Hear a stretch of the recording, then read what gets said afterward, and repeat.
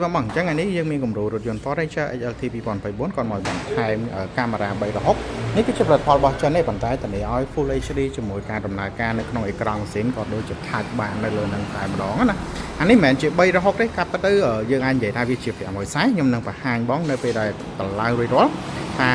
540 degree ហ្នឹងវាបានបន្ថែមកន្លែងណាទៀតបានលើសពី360ណាយើងចាំមើលក្រោយពេលតម្លើងចប់ខ្ញុំនឹងបង្ហាញ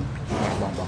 សេបងអញ្ចឹងសម្រាប់ការដំឡើង360លើឡានគឺយើងតម្លើងរួចរាល់ហើយអស់ហើយអញ្ចឹងនៅពេលយើងតម្លើង360យើងអាចមើល view ពីលើទៅបែបនេះឃើញពេញមើលទៅឃើញពេញតែម្ដងឬក៏យើងចង់បវលមើលបែបនេះក៏បាន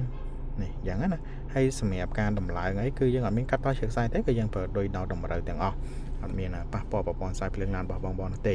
ហើយសម្រាប់ដំណើរការគឺអេមែនតើនៅពេលដែលយើងវាយសញ្ញោឆ្វេងវានឹងលោតមកផ្នែកខាងឆ្វេងនៅពេលដែលយើងវាយខាងស្ដាំវានឹងលោតមកផ្នែកខាងស្ដាំអញ្ចឹងយើងអាចមើល view បានល្អមែនតើនៅពេលដែលយើងដាក់លេខអាយ៉ែ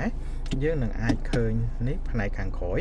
គឺបានធំទលាល្អឃើញកាងច្បាស់ជាមួយមុំបើកទលាមុខងាររេតាមចង្កូតនៅតែដំណើរការដដែល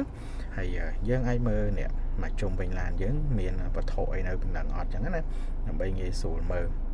ហើយកាមេរ៉ានេះវាជាប្រភេទ540 degree ដោយសារតែយើងអាចថតមកយើងអាចមើល transparent នៅផ្នែកខាងក្រោមបានបន្ថែមទៀតប៉ុន្តែបញ្ជាក់បន្តិចមិនមែនមានកាមេរ៉ានៅផ្នែកខាងក្រោមទេគឺវាចាប់យករូបភាពនៅពេលដែលយើងអាយ៉ែឡានទៅវានឹងចាប់យករូបភាពនៅផ្នែកខាងក្រោមជុំវិញនឹងខាងក្រោមឲ្យយើងមើលបន្ថែមណា